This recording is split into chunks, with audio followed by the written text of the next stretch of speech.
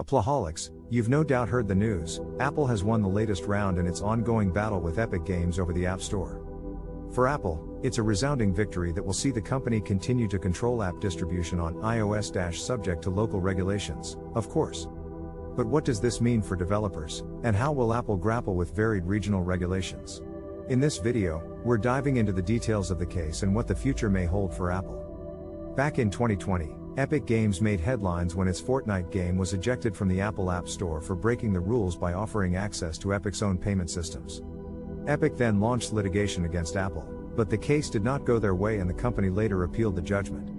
That decision has now been upheld by the U.S. Ninth Circuit Court of Appeals. It turns out Epic had three main arguments against Apple: that it was acting unlawfully by 1. Restricting app distribution on iOS devices to the App Store, 2. Preventing developers from informing customers about alternative payment systems within the App Store, and 3. Requiring in-app purchases on iOS devices to use Apple's in-app payment processing systems. The appeals court held that Apple was not violating antitrust rules on the first 2 points, but did agree that developers should be able to promote external payment systems when making in-app purchases. The court also supported Apple's stance that requiring developers to use its in-app payment systems maintains the security and privacy of customers. Now, as for what happens next, Apple is off the hook for now, but that doesn't mean changes won't be coming soon. The company will probably announce a few changes at its WWDC event in July.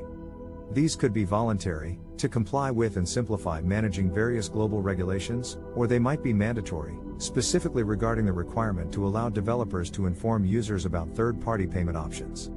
Outside the United States, countries like the Netherlands already have regulations that require Apple to permit some types of app developers, for example, dating, to support external payment systems. In allowing this, however, Apple also requires a hefty slice of sales made via these external systems, which has been a source of a lot of complaints. It's also worth noting that Europe's European Digital Markets Act will require Apple to open up to third-party stores on its platforms, something that might be included with iOS 17 but will still remain restricted to European users. Whether the company will opt for a more wide-scale rollout remains to be seen.